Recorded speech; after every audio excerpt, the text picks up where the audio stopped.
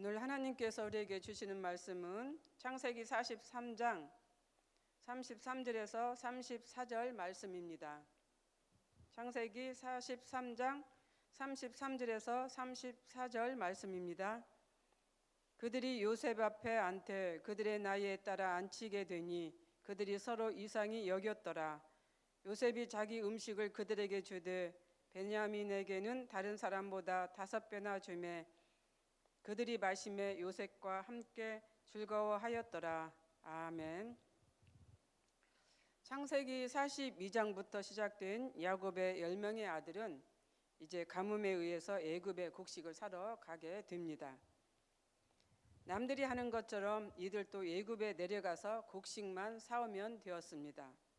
그런데 자꾸만 이상한 사건들이 일어나게 되죠. 자신들도 알 수 없는 그러한 일들이 자꾸 벌어지게 됩니다. 굶어 죽지 않기 위해서 양식을 사러 애굽에 간 것뿐인데 그들에게는 왜 자꾸 이상한 일들이 이렇게 일어나게 될까? 왜 자꾸 이러한 일들이 벌어지고 있을까? 그러면서 거기에서 오는 두려움, 공포, 무서움들이 이들을 또 한껏 움츠려 들게 하고 있습니다. 이유는 바로 애굽의 총리라고 하는 사람 때문이죠. 애굽의 총리가 보이지 않도록 그 애굽의 총리의 계획에 의해서 이 야곱의 10명의 자식들을 두려움과 공포에 이제 이렇게 싸우게 하고 있습니다. 처음엔 정탐꾼이라고 하는 누명을 씌워서 감옥에 가두고 또 그 다음은 가나안에 있는 막내 아우 베냐민을 데려오라고 하며 또 시므온을 인질로 잡아서 옥에 가두고 가나안에 돌아가는 과정에는 곡식 자루에 돈을 넣어서 오도 가도 못하게 하는 이러한 일들을 자꾸 이제 일어나게 되고 벌이게 되는 것이죠. 여기까지만 해도 그들의 마음이 괴로워서 죽습니다. 애굽에서 사가지고 갔던 양식이 다 떨어져서 다시 애굽에 가서 양식을 사와야 되는데 갈 수가 없는 그런 이제 상황이 되었던 것이죠. 애굽에 가긴 가야 하는데 안 갈 수도 없는 그런 진퇴양난에 빠지게 되었습니다. 그러면서 아버지 야곱의 처분만 바라보고 있는 것입니다. 그렇잖아도 요셉의 죽음을 가슴에 묻고 평생을 살아가고 있는 아버지 야곱.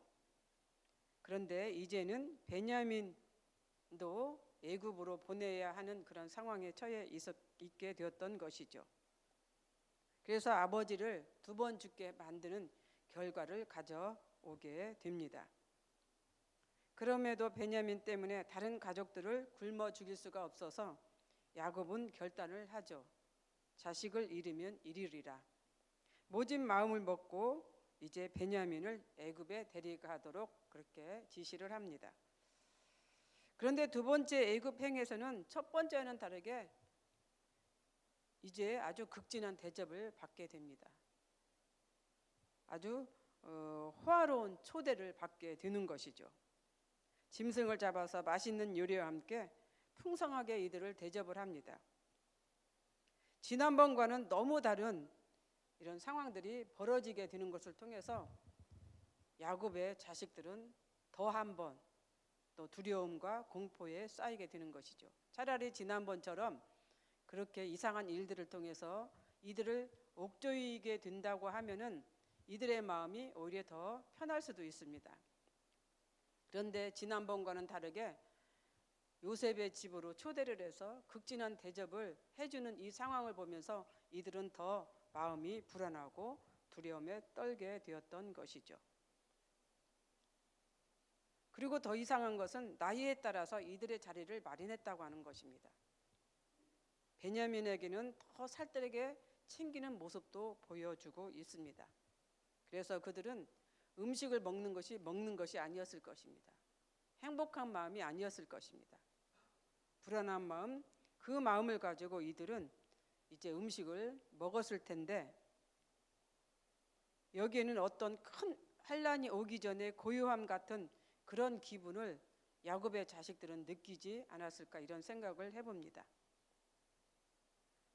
그렇다면 요셉은 형제들을 왜 자신의 집에 초대를 했을까?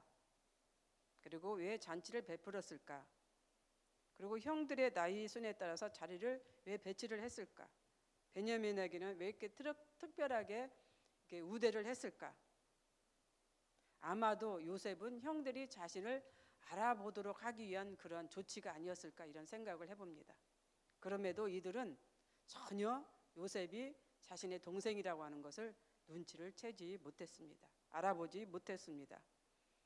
일제강점기 때 위안부로 일본으로 끌려가서 해방이 되어서 한국에 돌아오지 않고 베트남으로 가신 할머니 한 분이 계셨습니다.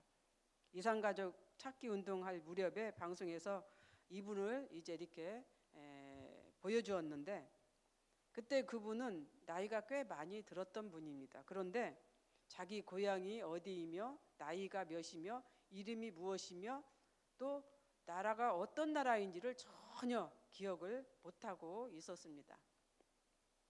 저는 방송을 보면서 어떻게 저렇게 모르고 있을까?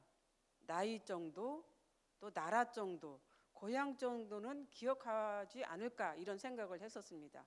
그런데 그 할머니는 전혀 기억을 못하고 있었습니다. 단지 그 나이 때 한국 사람이라고 하는 것만 주위에서 이제 알게 되어서 이제 한국에서 방영을 했던 그런 기억이 납니다. 그래서 저도 그때 이상하게 생각했습니다. 어떻게 저렇게 자기에 대해서 아무것도 모를까?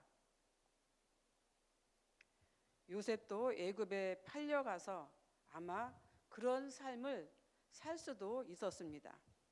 그런데 요셉은 전혀 잊어버리지 않고 오히려 더 뚜렷하게 자신의 그런 기억들을 가지고 있었던 것을 알 수가 있습니다. 요셉은 애굽에 자신이 팔려간 사건뿐만 아니라 형제들이 자신을 죽이려고 모의까지 하는 소리를 들었던 그런 상황이었기 때문에 애전일을 잊어버릴래야 잊어버릴 수 없는 그런 상황이었습니다.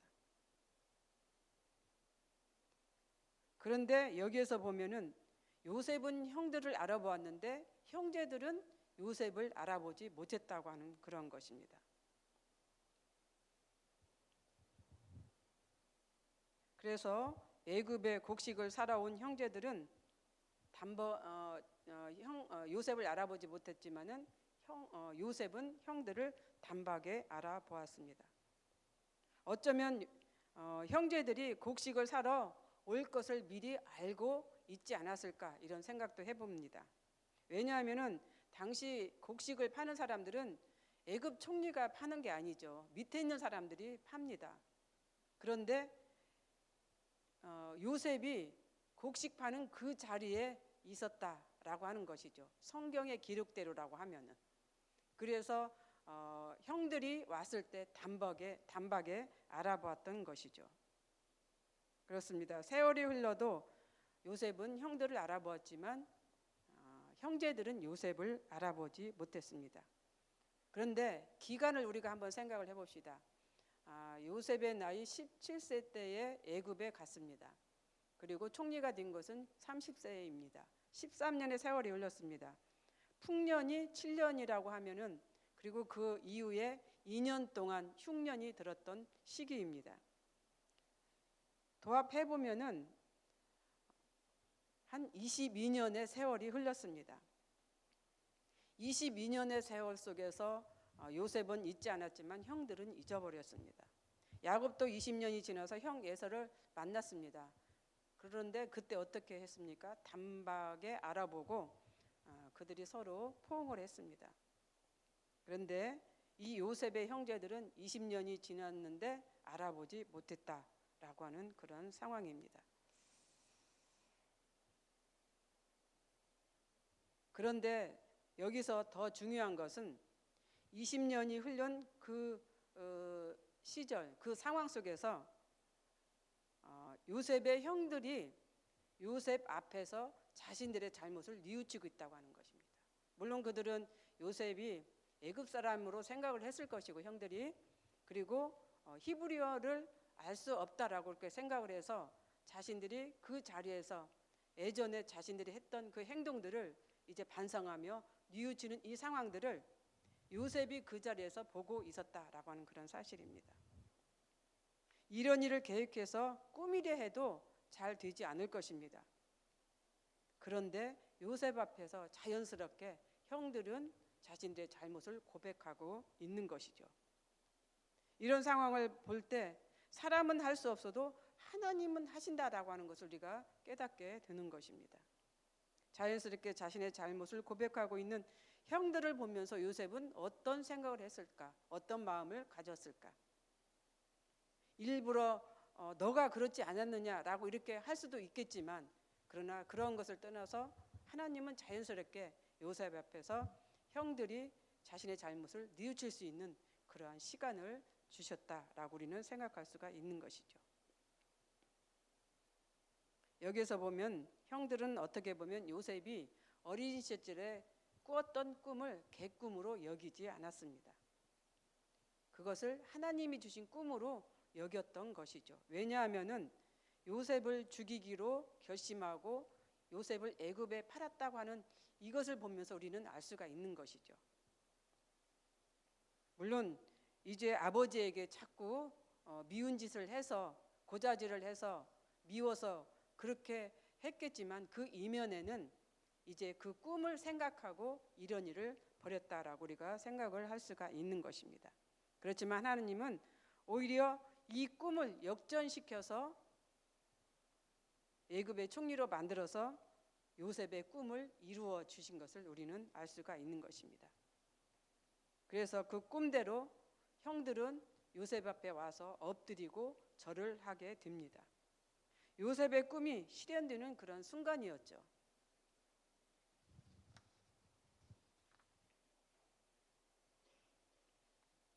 그렇지만 우리는 이러한 그 요셉의 상황을 통해서 하나님께서는 어떻게 하든지 간에 자신의 일을, 자신의 계획을 이루어 간다라고 하는 사실을 우리를 통해서 알게 합니다. 비록 요셉이 노예로 팔려서 애굽의 총리가 되었지만, 그러나 그런 걸 통해서 하나님은 자신의 도구로 사용하고 있다라고 하는 이 사실을 알게 해 주시는 것이죠.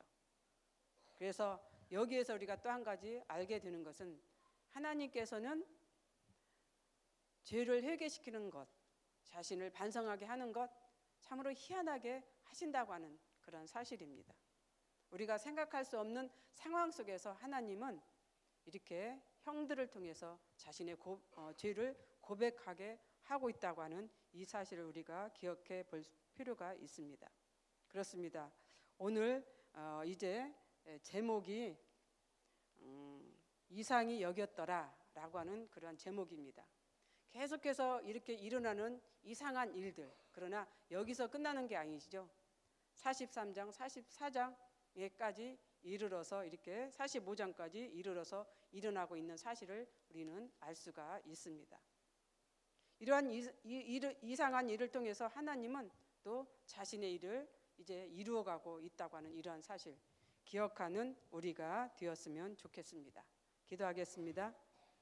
거룩하시고 사랑이 많으신 하나님, 참 감사합니다. 오늘 하나님께서 우리에게 주신 이 말씀을 생각하면서 우리의 죄를, 또 우리의 자신을 한번 되돌아보는 그러한 시간이 되었으면 좋겠습니다. 하나님께서는 이상한 방법을 통해서 형들로 하여금 요셉 앞에서 자신의 잘못을 고백하게 했는데, 우리 역시 우리는 하나님 앞에 나아가서 하나님께 죄를 고백하는 저희들 되게 하여 주시옵소서. 우리가 요셉의 형들처럼 그렇게 살지는 않아도 알게 지은 모르게 지은 그런 죄들이 있음을 기억하면서 우리의 죄를 고백하며 살아가는 저희들 되기를 원합니다. 감사를 드리며 예수님 이름으로 기도드립니다. 아멘.